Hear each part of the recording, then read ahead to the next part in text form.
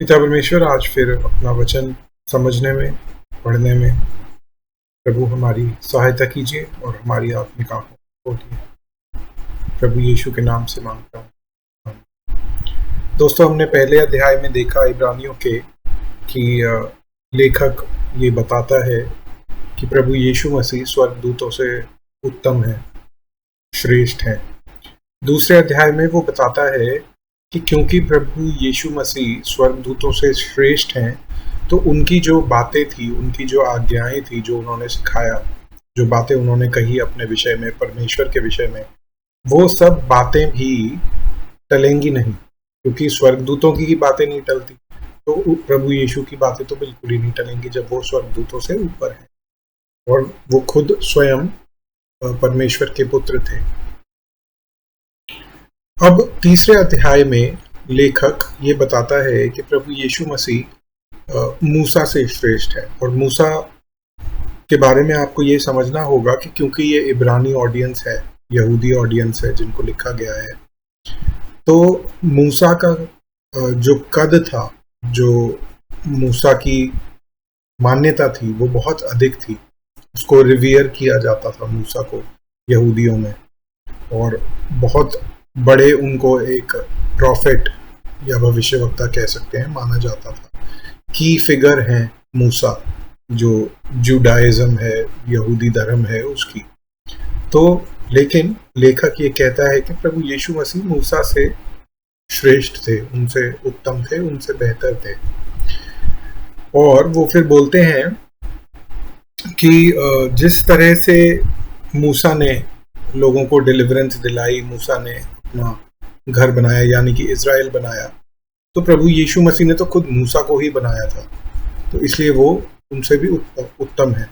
और आइए इस बात को हम वचन में देखते हैं कि कहाँ कहाँ ये जो मैंने आपको बताया है, ये हमें कहाँ से पता लगता है। तीसरे अध्याय में यहाँ पे लिखा है, इसलिए हे पवित्र भाइयों, तुम जो स्वर्गीय बुलाहट में भागी हो, उस प्रेरित और महायाजक यीशु पर, जिसे हम अंगीकार करते हैं, ध्यान करो, जो अपने नियुक्त करने वाले के लिए विश्वास योग्य था, जैसा मूसा भी परमेश्वर के सारे घर में था।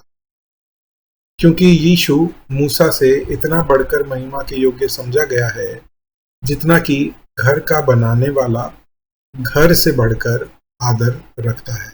मतलब किसी ने एक बहुत सुंदर घर बनाया और आपको वो घर अच्छा लगा, आप घर को कह रहे हैं कि बहुत अच्छा है, घर की हम रिस्पेक्ट करते हैं, आदर देते हैं घर को।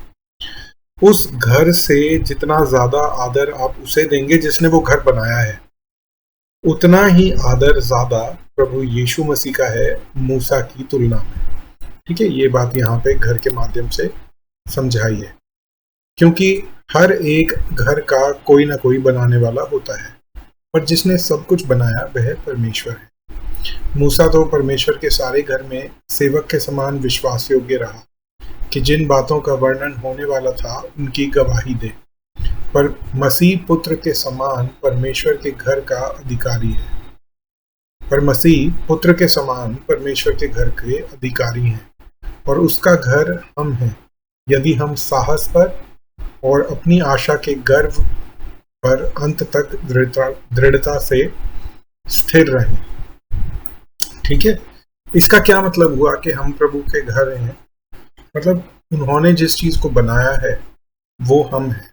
हमारे विश्वास की नींव प्रभु यीशु मसीह है, जिनके ऊपर हम खड़े हैं।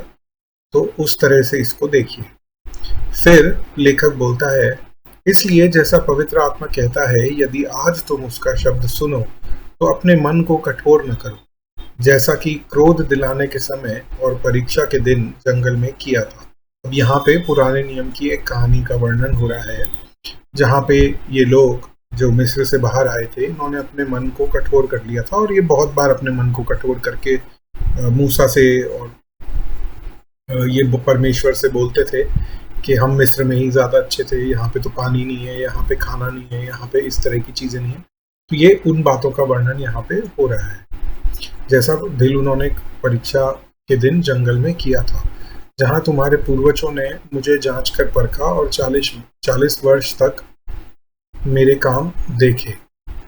इस कारण अब ये 40 वर्ष वो हैं जो ये रेगिस्तान में भटकते रहे, मिस्र से निकलकर जो इनको जिस स्थान का वादा परमेश्वर ने किया था, the land flowing with milk and honey, जहाँ दूध की नदियाँ बहती हैं, ऐसे कह सकते हैं, वहाँ तक जाने में 8 दिन की जर्नी थी, 8 दिन की यात्रा थी। लेकिन क्योंकि इन्होंने इनकी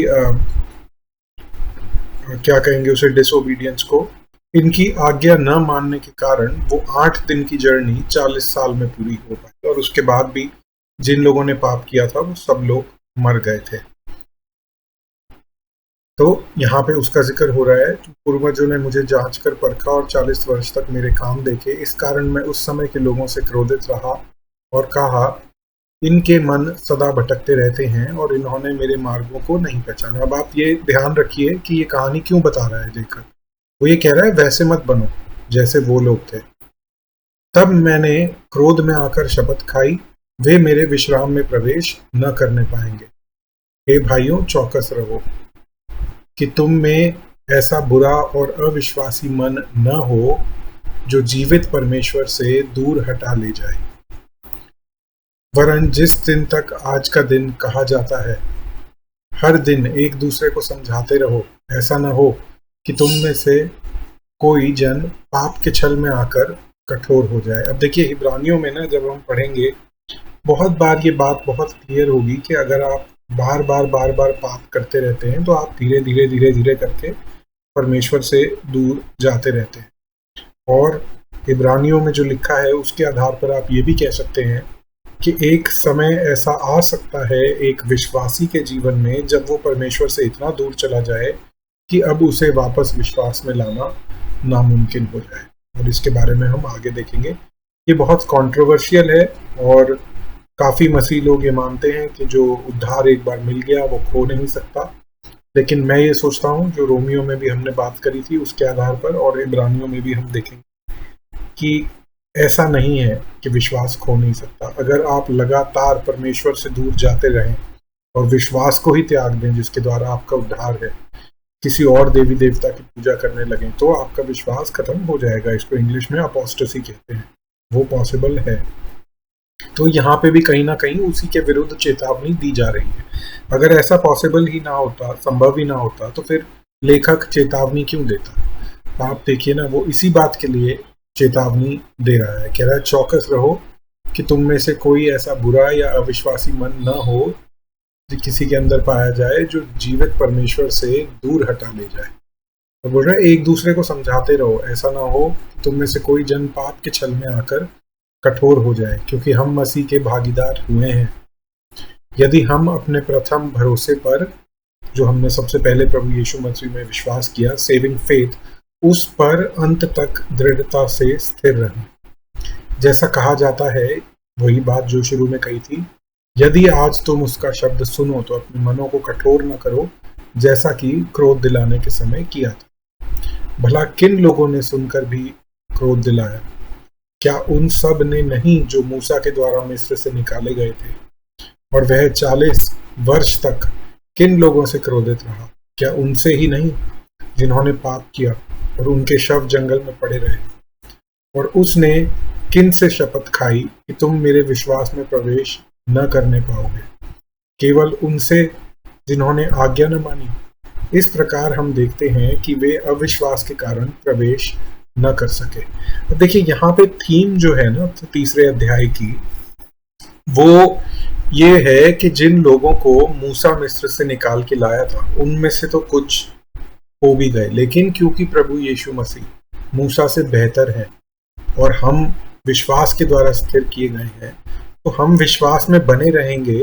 तो प्रभु यीशु मसीह मूसा से बेहतर होने के कारण हमें पापों के जिस बंधन से, पापों की पेनल्टी से, पापों की सज़ा से जो हमें निकाल के लाए हैं, वो हमें अंत तक वहाँ भी लेके जाएंगे जो हमारा स्वर्ग है, और जहाँ पे हमें प्रॉमिस किया है परमेश्वर ने कि जहाँ मैं हूँ वहाँ तुम भी होगे। कंडीशन यही है कि हम उसकी आज्ञाओं को माने। सबसे पहली आज्ञा ये कि हम विश्वास में बने रहें और अपने जीवन को पवित्रता में बढ़ाते रहें। ठीक है, ये वर्क्स बेस्ड सैल्वेशन नहीं है, लेकिन वचन में जो यहाँ हम हिब्रू में पढ़ा है वो यही है, जैसा मैंने आपको इन 2 आयतों में बताया था। चौकस रहो 12 और ये 13 कि कोई कठोर न हो जाए।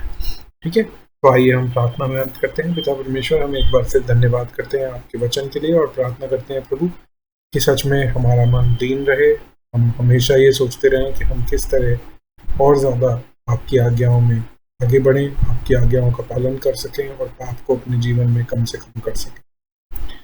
और प्रभु इसके लिए मैं पवित्र आत्मा आपकी भी मदद मांगता हूँ कि आप हमें शक्ति दीजिए ऐसा करने में। और धन्यवाद के साथ ये प्रार्थना प्रभु यीशु मसीह के नाम से मांगता हूं।